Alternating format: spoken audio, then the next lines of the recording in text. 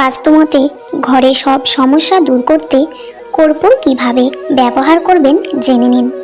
1. জ্যোতিষীদের মতে যদি আর্থিক সংকটের সঙ্গে লড়াই করে থাকেন তবে অর্থ পেতে একটি গোলাপ ফুলের মধ্যে এক টুকরো কর্পূর রেখে দিন। সন্ধ্যের সময় ওই ফুল পুড়িয়ে দেবী দুর্গাকে নিবেদন করুন, তাতে ভীষণ উপকার পেতে পারেন। ঠাকুর ঘরে কর্পূর রাখা শুভ বলে মনে করা হয়।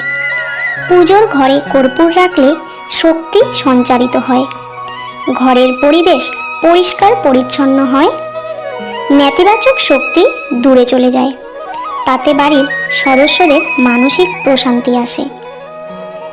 3.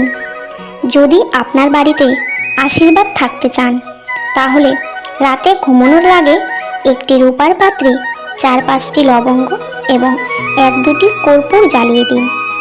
এতে ঘরে সুখ শান্তি থাকবে, অর্থ শস্যের অভাব হবে না।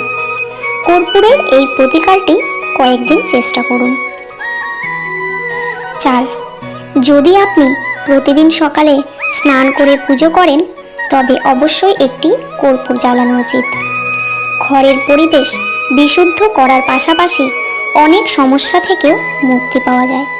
শুধু তাই নয়, ঘিয়ের মধ্যে কর্পূর জ্বালিয়ে রাখলে ঘরে সমৃদ্ধি আসে ও উন্নতির পথও খুলে যায়।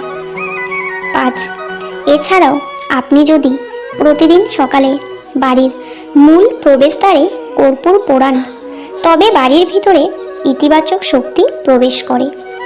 যদি ঘরে কোনো অশান্তি ও সমস্যা না থাকে ও শান্তি বিরাজ করে তাহলে শোয়ার ঘরে কর্পূরের টুকরো রেখে দিতে পারেন। এমনটা করা হলে কোনো বাধা ছাড়াই রাতে ভালো ও গভীর ঘুমাতে পারেন। ঘরে কর্পূর রাখলে বিবাহিত জীবনে সুখ আসে ও সম্পর্ক মজবুত থাকে। 6. জীবনে আর্থিক সমস্যার সম্মুখীন হলে কর্পূরের প্রতিকারের চেষ্টা করুন। 1 টুকরো কর্পূর ঘরের আলমারিতে রেখে দিন, কোনো অপ্রয়োজনীয় খরচ হবে না।